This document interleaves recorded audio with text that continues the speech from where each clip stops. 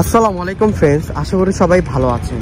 এখন আমি বর্তমান দাঁড়িয়ে আছি বুড়িগঙ্গা ব্রিজের উপরে, বাবুবাজার ব্রিজ সংলগ্ন। এই সোজা হচ্ছে পোস্তগোলা ব্রিজ দেখা যায় ওদিকে। আর এই বুড়িগঙ্গা ব্রিজ দিয়ে শত শত বড় বড় জাহাজ, ট্রলার, মালবাহিত গাড়ি, মালবাহিত জাহাজ, মালবাহিত নৌকা যায়। তার ওই পাশে হচ্ছে আপনার কালীগঞ্জ। হস্তশিল্পে এই কালীগঞ্জ বিখ্যাত, জাতিসংঘে নাম এসেছে। তার ওই পাশটা হচ্ছে আপনার বাবুবাজার বাদামতুলি ফলের আড়ত। ওই যা ফলের আড়তের গাড়ি দেখা দিচ্ছে কত। সকাল ভোর থেকে এখানে ব্যবসার সরঞ্জাম শুরু হয়। এই বাদামতুলি ফলের আড়ত থেকে ঢাকার বিভিন্ন অলিগুলি সব জায়গায় ফল যায়। আর এটা হচ্ছে ঢাকার বৃহত্তম সদরঘাট।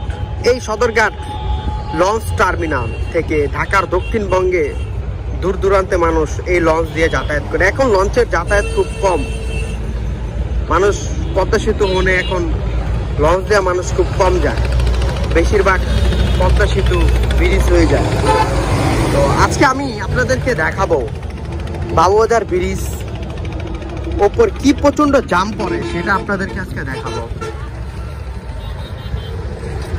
বাবুবাজার ব্রিজ পুরাটাই জাম।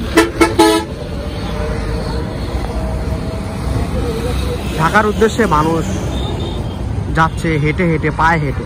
কি করবে, কিছু করার নেই, রাস্তাঘাট অনেক জাম। তার ওই পাশটা হচ্ছে ঢাকার মিটফুট হসপিটাল, ঢাকা মহানগরীর ভিতরে সবচেয়ে বড় হসপিটাল মিটফুট হসপিটাল।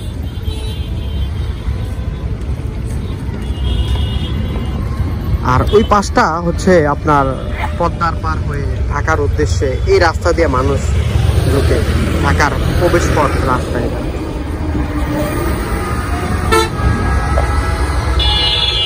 তো আপনাদেরকে আরো কিছু দেখাবো।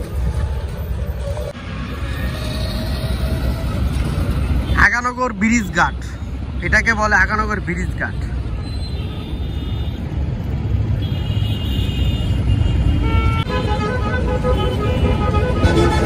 এই রাস্তাটা হচ্ছে বাদামতুলি যাওয়ার রাস্তা। এখান থেকে বাদামতুলির ফলের আড়ত শুরু হয়। মানুষের ভিড় এখন তো কমই, সকাল ভোর হলে মানুষের ফলের বেচা কেনার ধুম পড়ে যায়।